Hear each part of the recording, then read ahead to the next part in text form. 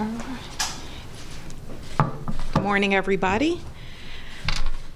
As an educator, I know how important in-person instruction is for our students, especially our students in underserved communities throughout the city. In a perfect world, students would be in classrooms more, not less. But unfortunately, that is not where we find ourselves today. As we have said all along, our decision to reopen school will rest with the science. It will be guided by the science, the counsel of our public health officials, and by the responses that we receive from our families through a robust community engagement process. Over the past month, we have surveyed staff, students, and families about how we should reopen schools this fall and what steps needed to be taken in order for them to feel comfortable returning to our schools. Last week, through a series of virtual town halls, we engaged with our families and asked for their feedback. And it was evident that our families were not comfortable with the state of the pandemic and the national response. Although our families expressed how much they wanted to return to their school communities and how much their students missed their friends and teachers, they did not feel that this was the right time.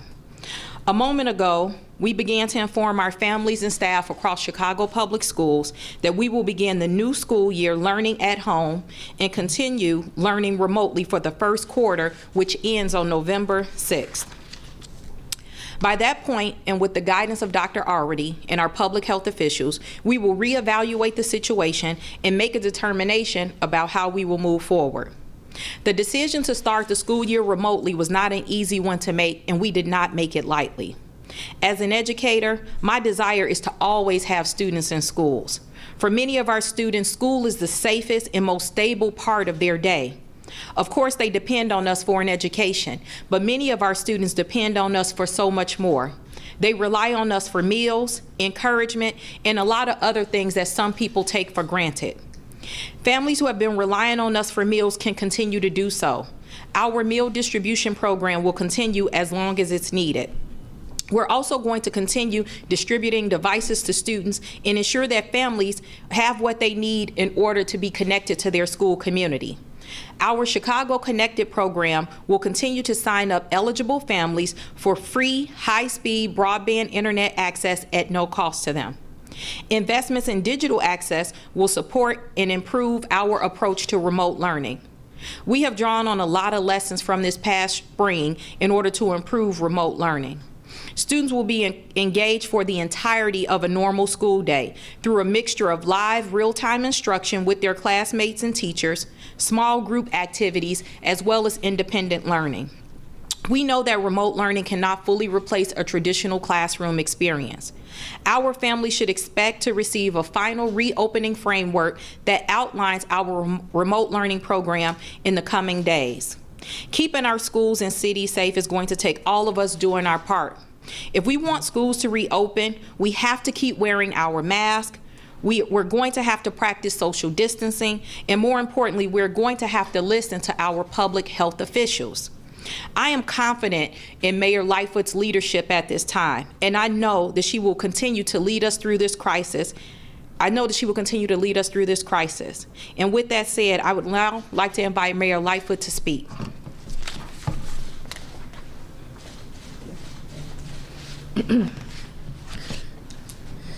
Good morning, everyone. I want to acknowledge Alderman Michael Scott, who is the chair of the Education Committee and has been an incredibly important partner along this journey. Before I begin my remarks regarding CPS, I want to express my personal and heartfelt support to the young CPD officer who was shot in the leg this morning. The officer and his partner had been responding to a domestic call, and as we heard earlier from Superintendent Brown, deployed de-escalation tactics to the situation. The officers were able to safely get a female household member out of the home safely. And nevertheless, once they were out of the house, the suspect opened fire, injuring the officers, now in serious but stable condition. I spoke with him this morning. As you would expect, he's tired and suffering from the trauma that he received, but in very good spirits. The suspect has since been arrested and taken into custody. This incident marks the 4th officer who's been struck by gunfire just in the last week alone. And it stands as the latest searing reminder of the danger our officers face every single day they put on the uniform and walk out their front door. I want to applaud the officers on the scene for their professionalism in handling this situation despite incredibly dangerous circumstances. And on behalf of all Chicagoans, I want to wish the injured officer and his family a full and speedy recovery. There's an important conversation that we're having about who should be responding to certain kinds of calls for service. But never underestimate the dangers of these seemingly benign calls for service. Every day, 24 hours a day, our heroic men and women of the police department respond to all calls for service from fellow residents, mostly strangers, because that is consistent with the oath that they have sworn. We must never forget the daily sacrifices of our police officers and our other first responders. They make these sacrifices every single day for our safety. And now, turning to the topic at hand. Thank Dr. Jackson for her introduction and her continued and outstanding work. And I want to acknowledge Dr. LaTanya McDade and also Arnie Rivera, who work tirelessly every single day on behalf of the students of our district. I also want to recognize and thank Dr. Arwady, who you'll hear from in a moment, for being here and continuing to lead our public health response that plays a large role in today's announcements. As you've heard from us over and over again, nothing about this crisis has been easy. Every day has been another step into uncharted territory. However, since the beginning of this pandemic, we made a firm commitment to every single resident that any action that we take in response to this disease would be rooted in the public health data and the science. And today's announcement is a continuation of that commitment to our parents, to our teachers, students, and the entire school community. And it is rooted in what we are seeing in the data and what we're hearing from our parents. As we just heard from Dr. Jackson, and you will hear in a moment from Dr. Arwady, our decision to open CPS remotely this fall is based on our evolving public health situation and feedback that we've received notably from parents and faculty. Make no mistake, here in Chicago, we are in a better place than most other areas in the country and in the surrounding area. But the fact of the matter is, we are seeing an increase in cases. Combined with the trends that we're seeing, the decision to start remotely makes sense for a district of CPS's size and diversity. This is a decision tailored to the needs of CPS as a district and as a school community. But we also understand the struggle this will be for many of our parents who have to manage work, childcare, and all the other needs at home, which is in part why we're making this announcement now. To start this school year will certainly look different from anything before. But our commitment to giving our students the most engaging and nurturing learning environment has not wavered and will not. As we heard from Dr. Jackson, we will be building on the lessons we learned from the launch of remote learning this spring to create a more sustainable model, and one that is more structured and, importantly, ensures that students with special needs will have the digital access that they need to succeed. That's in part why we launched our Chicago Connected program, a program that I'm immensely proud of and that has now become a national model for making sure that we provide free, emphasize free, high-speed internet service to the homes of approximately 100,000 CPS students. And that work is ongoing. As I said when we made that announcement about Chicago Connected, this virus has been unpredictable from the start, and we need to be prepared literally for anything. And that's just as true now as it was then. We continue to build out this remote learning platform. We will continue to use data and the feedback from our parents and school leaders who have been instrumental in charting this new path forward. And with that in mind, I want to take a moment to thank the entire school community for their continued collaboration, particularly our parents. We recognize how challenging this crisis has been for you. And we want to make sure that you know that we see you and that we are very much interested in your continued feedback as this process evolves. No one should have to choose between work and whether their child will have the resources that they need to thrive, and we will make sure that that is not a choice that has to happen. Nonetheless, we've made this decision based upon the public health guidance and what we've heard from CPS families. We are incredibly grateful for your work to go above and beyond the call of duty to care for our kids and set them up for continued learning, no matter the format. And as we take this next step forward, we know that we will continue prioritizing the protection of all of our students, school faculty, and staff. And in order to support families that don't have the luxury of working from home or have the resources to hire childcare, we have already started working with our community partners to develop plans to ensure that all students are safely cared for. Parents and families deserve peace of mind, and it is our responsibility to do everything that we can to deliver that. And the gains that we have made in combating COVID-19 have been thanks to our city's discipline, prudent, data-driven, collaborative efforts. But as you'll hear from Dr. Arwady in a moment, even while we have taken significant steps forward out of this crisis, we also have needed to take some steps back.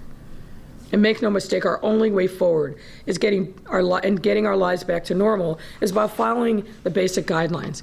Every time Dr. Arwady and I are up, we talk to the public and we talk to you, we say the same things. We say these same things because they work. Social distancing works.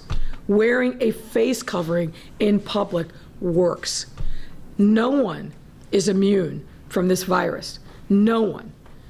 Every single time we walk out of our house, we're stepping into risk.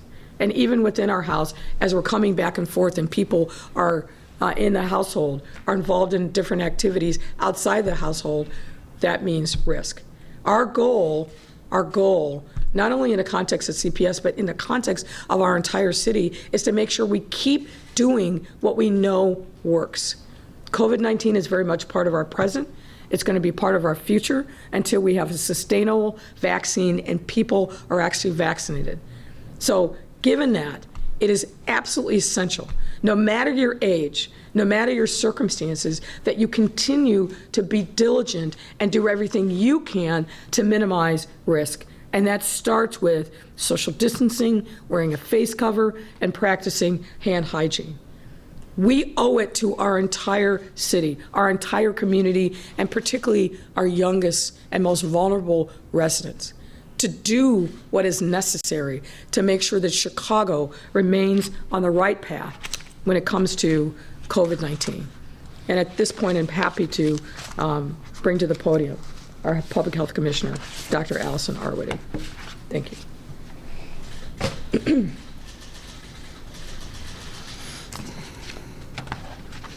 Good morning. So I'd like to share with you some of the data that we've used to make this difficult decision today. As of today, if you go to Chicago's data dashboard at chi.gov/COVID-, you'll see that our rolling average is at 277 new cases per day. 4 to 5 weeks ago, we were regularly under 200 cases, in the 180s, even the 170s. The fact that over the last 4 to 5 weeks, we've added between 80 and 100 cases and not seen signs of that turning around makes us concerned as we're planning ahead for a complicated school district like CPS. We need to make these decisions a month in advance. And if we've added 80 to 100 new cases over the last month without seeing turnaround, we very easily could add that many or more in the month ahead. Similarly, our test positivity rate today is at 4.8%. Less than a month ago, we were at 3.8%, a full percentage point lower. We've not seen progress in that respect either. I want to show you the graph just from the last month of what our data on cases has looked like here in Chicago. you'll see we've continued to see increases. And we all talk about this data every day, every week. We've been hoping that over the last month, we would see that flatten and start to come back down. Because of course, the goal remains that if we are in a good place here from a local outbreak perspective, we would be able to move ahead with that hybrid option. It's not all about what our data looks like. It's also about the feedback that we've heard from parents and teachers and staff, and recognizing that we are still learning about COVID. The last data point I wanted to show is our actual case data. Again, this is on the dashboard, and I'll highlight again over the last month. You might recall that our goal here is to be at less than 200 cases per day. That pushes us out of a high-risk setting. I would have zero concerns for being able to continue to move ahead with reopening if we could get back to where we were a month ago and keep making progress. You've heard me say that 400 cases per day really marks a line in the sand for us, particularly around major things like planning whether to open, one of the largest school districts in the country. What we've said is that if we were at 400 cases per day, or we were at over 200 cases per day with concerning epidemiological factors, like seeing a significant increase, we would probably need to make the decision to move to a remote learning plan. And if we look at what our data has looked like, that green line is 200 cases per day. You can see that on those days where we have fewer than 200 cases, those are weekends. And this is a pattern that we see all over the country, where many fewer people get tested and diagnosed on weekends. The yellow line marks 300 cases per day, and you can see that regularly we are having days with more than 300 cases, and particularly in the last 2 weeks, we've had a number of individual days already pushing 400 cases.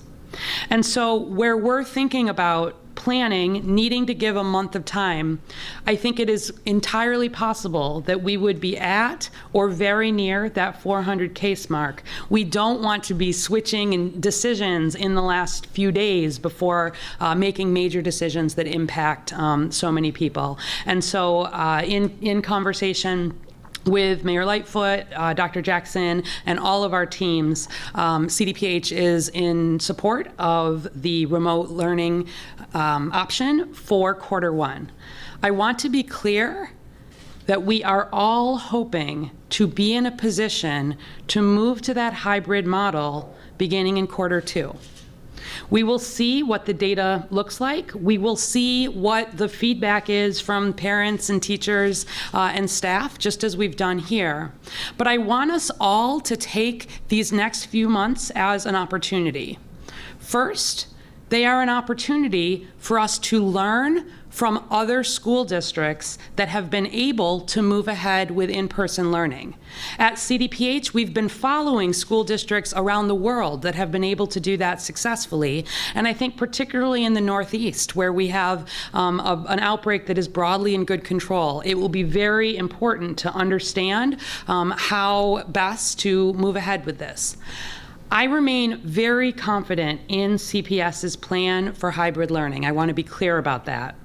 We've been following really closely. I have a whole team that works on pediatric cases in Chicago, and we have looked at any pediatric cases coming in, particularly in the month of July, knowing that this decision was coming. We looked at any cases associated with camps, with daycares, with childcares, with settings that brought children together.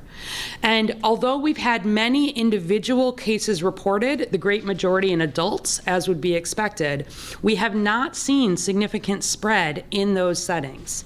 The CPS plan has been very well thought out, and I am hopeful, as I hope you all are as well, that if we are in a place where it is safe to move ahead and we have the public confidence to do so, that we will be able to make that decision. The next few months also offer an opportunity to teach children how to protect themselves.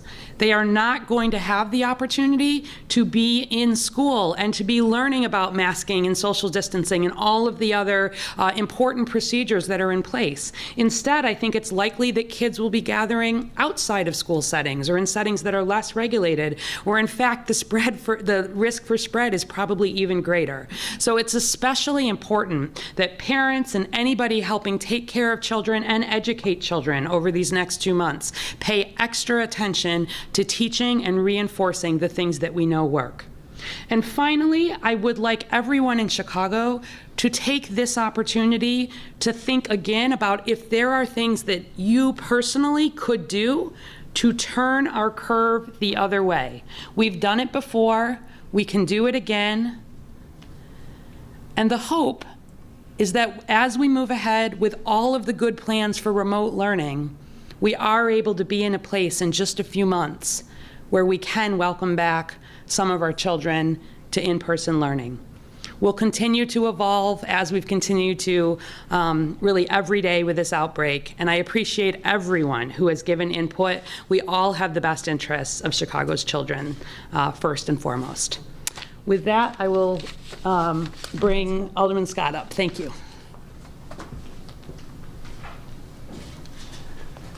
Thank you, Dr. Arwady. Again, I'm Alderman Scott, 24th Ward, and I am the chair of the Education Committee. And I am really happy to have worked with the mayor and CPS around this plan. My children were very excited about the hybrid model. As a parent, I was really scared to send my child back to school. And I know that there are a lot of parents, a lot of teachers were also afraid of kind of what was going to happen. I think this gives us the opportunity to reset ourselves, to let us understand what the data is showing, and then reevaluate this plan in November. My children are all sports players, and their seasons have been canceled. And my daughter, who I adore, is a soccer player. She desperately wants to get back in school. I know a lot of children desperately want to get back in school, but she understands that the data and the science does not allow us to get back there. And so again, I am so appreciative of the mayor of CPS and Dr. Jackson and her team reevaluating the situation, making sure that our children's health is put first, making sure that our teachers' health are also put first, and doing what we need to do to make sure that we're protecting our city and our children. Thank you. Good morning. Good morning, Mayor. Thank you so much. Did the pressure from the teachers union tip the scales? And if it's all about the science and health, why are the suburban districts and the Catholic schools still saying they will be open? Let me take the first part of your question, and the answer is no. You know, as we have now repeatedly said about every decision that we've made in the context of this pandemic, we have to be guided by the science, period. When we announced the potential for a hybrid model some weeks ago, we were in a very different place in the arc of the pandemic. And as Dr. Arwady has attested to every single day since, what we're seeing is this increase in cases. And in that context, not only an increase in cases here in Chicago, where relative to other parts of the country, we're doing very well, but we're looking at what we're seeing in suburban Cook, and we're looking at what we're seeing in other parts of the country, and people are fearful, and they are concerned. And so this was not an easy decision to make. When I think particularly about our youngest learners, our pre-K, kindergarten, 1 through 3 grades, those are children that really benefit enormously from in-person instruction. And what we have talked about is, while we will be restarting the fall remotely, we need to ensure that we can as closely replicate that in-person contacts with teachers and other staff as much closely as possible. And so there will be different measures put in place to make sure that there is a level of accountability to make sure that our children are actually connected up with learning. Chalkbeat is asking, Is the city going to keep some schools open with administrators like they did during the strike for parents who have no other childcare options? Will there be a backup childcare plan, and who will it involve? Well, we are looking, as I mentioned in my remarks, and I believe Dr. Jackson also indicated, we're looking at a range of options. We know that for some parents, they simply can't afford to stay home. They don't have that luxury. And we want to make sure that, particularly for those parents, our essential workers, that their students have every opportunity to learn as possible. And that, in some instances, is going to involve providing options for them outside of their home. We recognize that, and CPS is hard at work. And Dr. Jackson, I don't know if you want to comment further on that point. Yep. As the mayor pointed out, we are currently working on a plan to support essential workers and other individuals who may fall in that category where they need child care services. And just to underscore the point that was made earlier, when we released the framework, it was a draft, and we said at that time it was a plan that we would implement when it was safe to do so. I just want to thank all of our parents, in particular, who stepped up and participated in the town halls last week.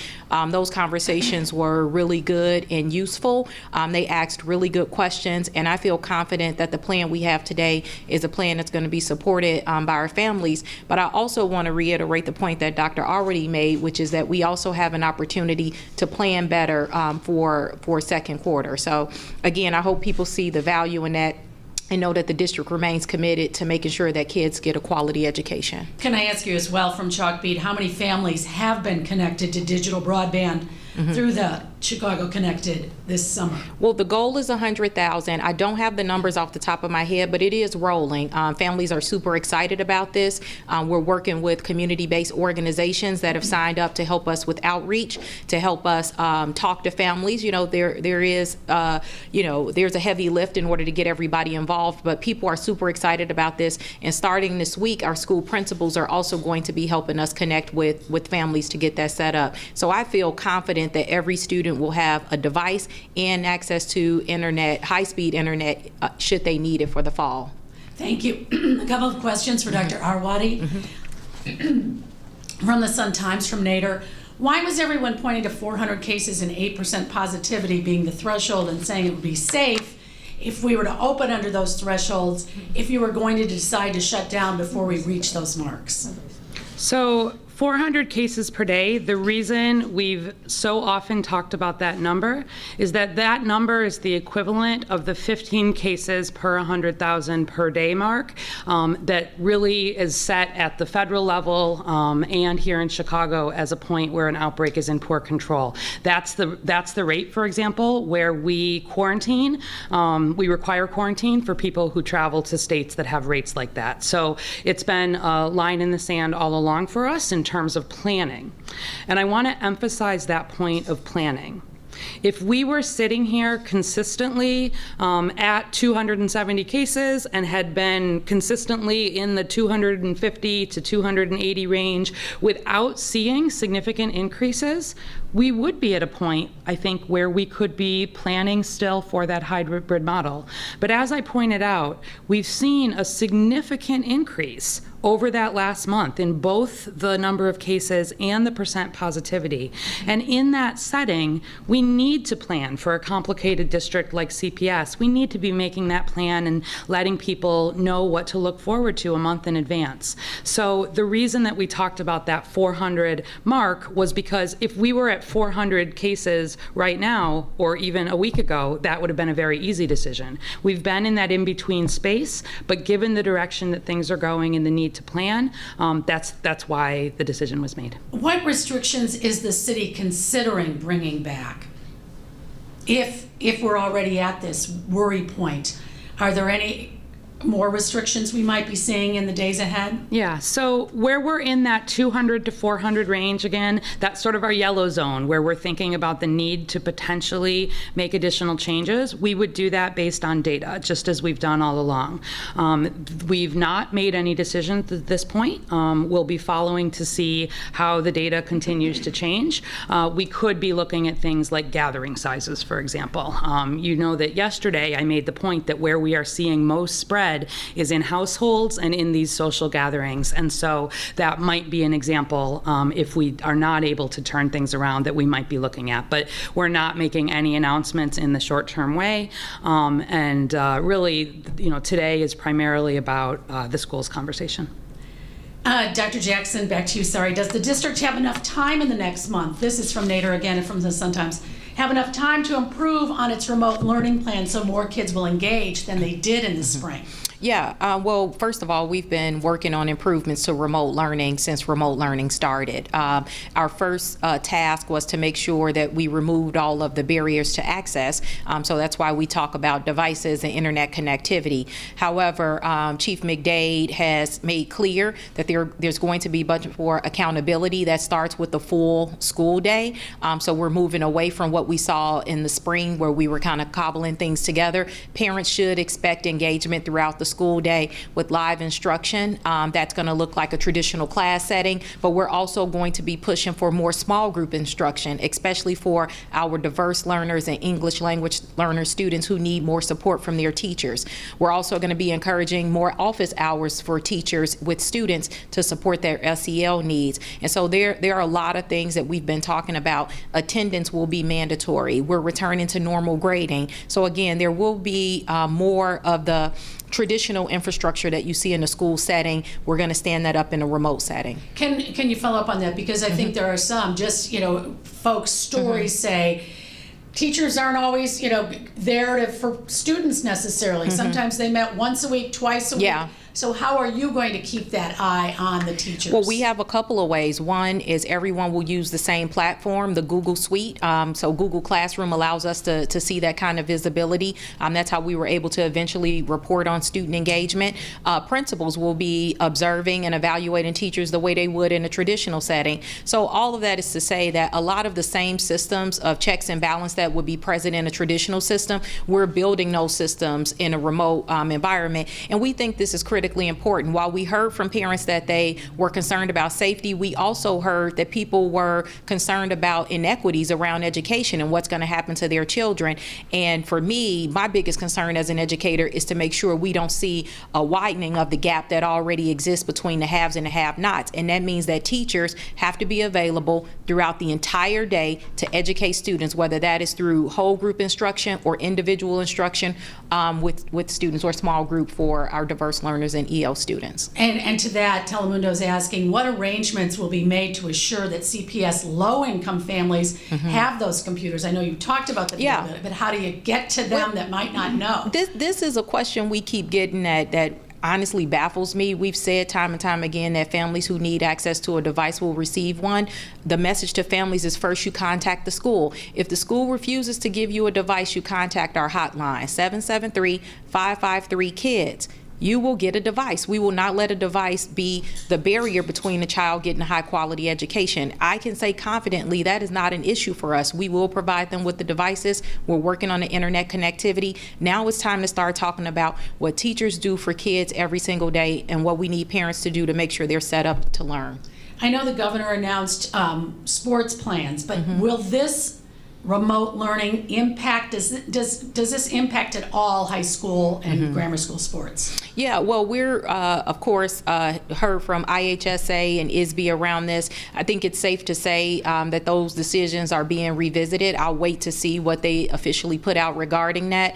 I believe our sports programs are no longer practicing. Is that true? Yeah, they're no longer practicing right now. So it's pretty safe to say that's probably what the fall is going to look like. Sarah Karp is asking, how much live instruction should families expect? I don't have an hour number in front of me. I know ISB has said, I think 5 hours a day. We will be putting that out with our plan that's coming out in the coming days. What I will say is parents should expect a full day of instruction and engagement for their students. Teachers should expect to be at work for the full time that they would be working if they were in a school setting. We're also going to allow for teachers who want to come into their schools in order to teach from their classrooms. They will have an opportunity to do that. We heard from a lot of teachers who want to go back to school, who feel like they're more productive in a classroom setting. They have all the materials that they need, so we will be allowing for that as well. CPS has yet to release its fall budget, or its full budget rather. Does this change anything? Well, we're still planning for a hybrid model at some point. So the items that we have identified as necessary will still be necessary. The PPE, the signage, and some of the other commitments that fall in that, we'll still need to expend those things next school year. Again, our budget, we plan to balance that and present that to the board this month, so people should expect more detail around that in the coming weeks. How about children with special needs? How will those IEPs be met?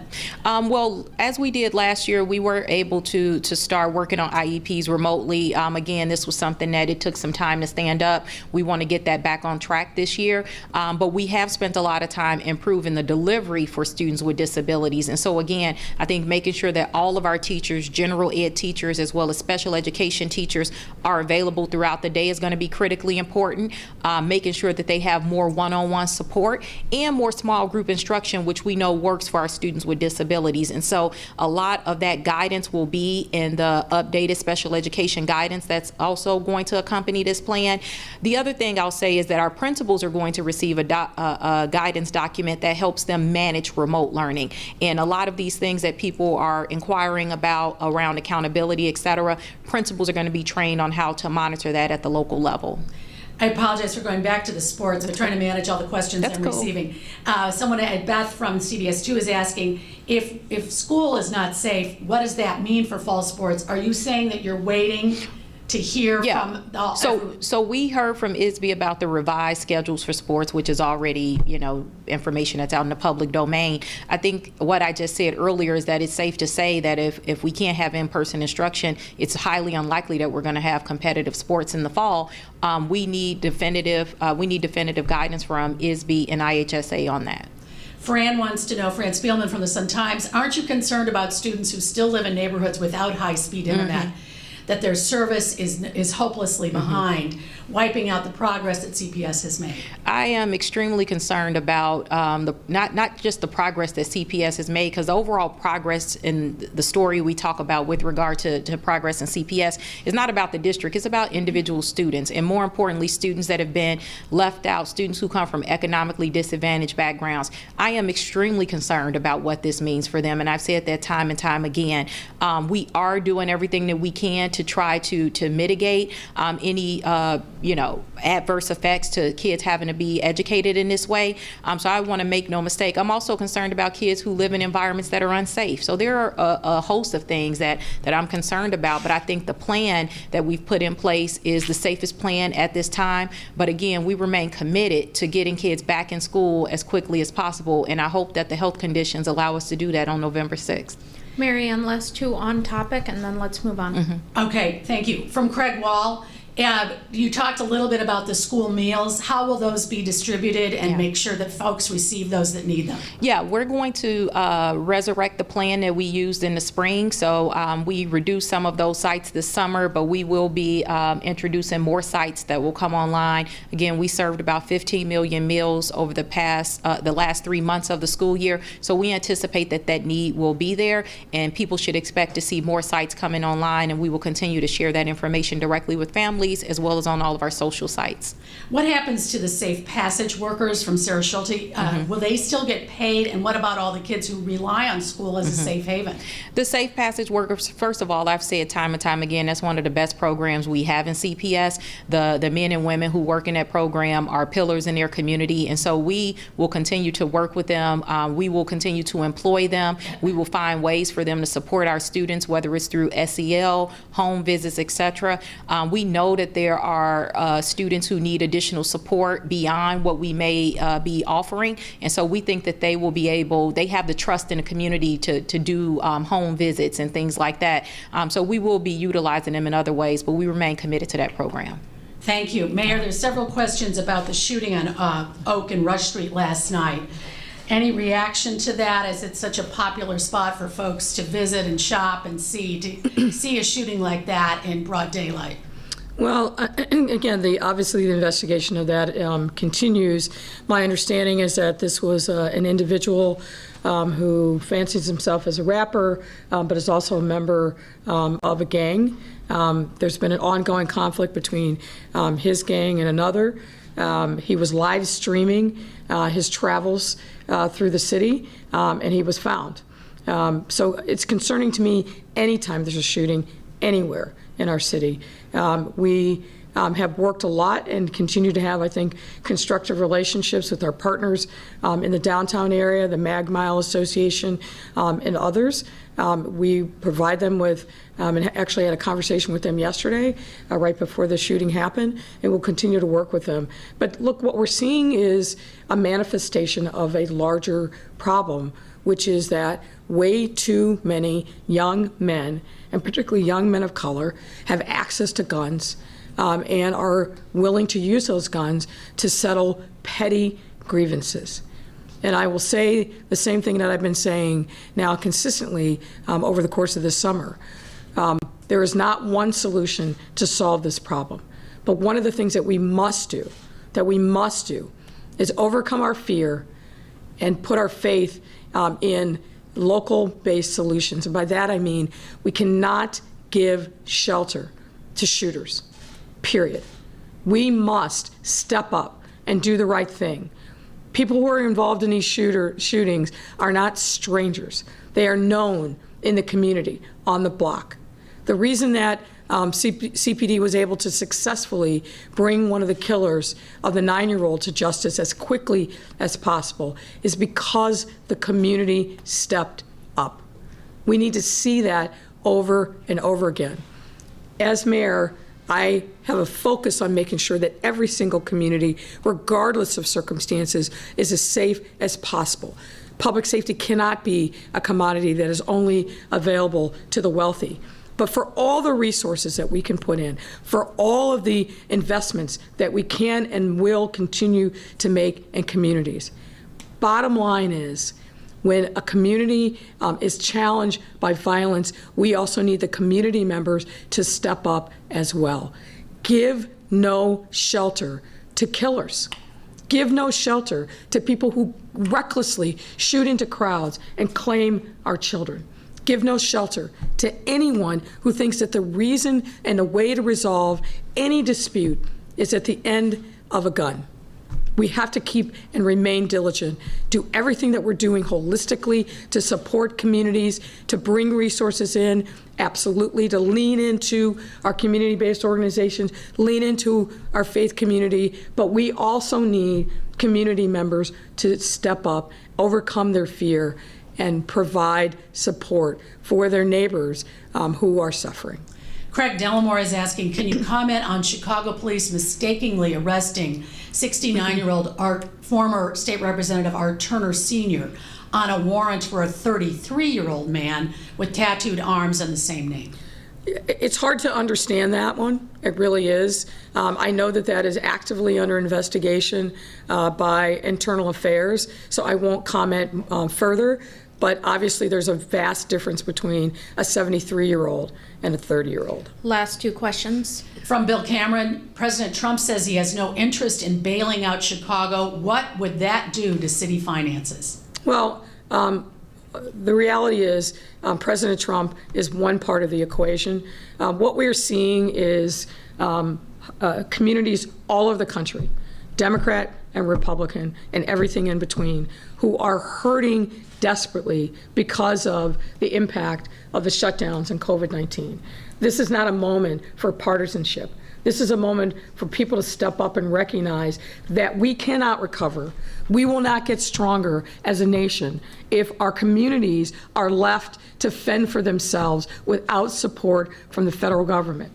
We were fortunate enough to get CARES Act money, but the reality is, and I've said this to every single federal elected official that I've spoken to, we will not recover as a city, as a region, as a state, as a country if the federal government, and particularly members of the Republican members of the Senate, choose this moment when we are all hurting, when we are looking at depression-like economic conditions, when we have millions of people unemployed.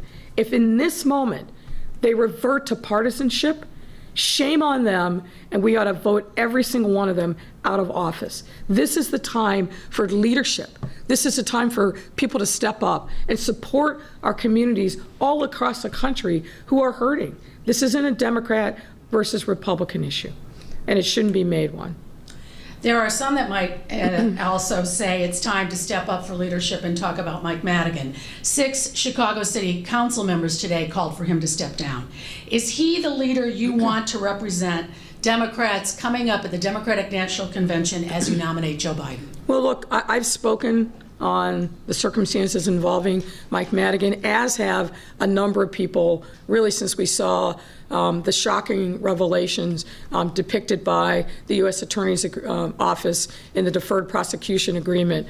I think this is a time where we have to have a serious conversation as Democrats at every level about what we stand for, and I think people are having that conversation. And the latest announcement from members of the Democratic Socialist group of City Council, I think, speak to the necessity of that conversation moving forward.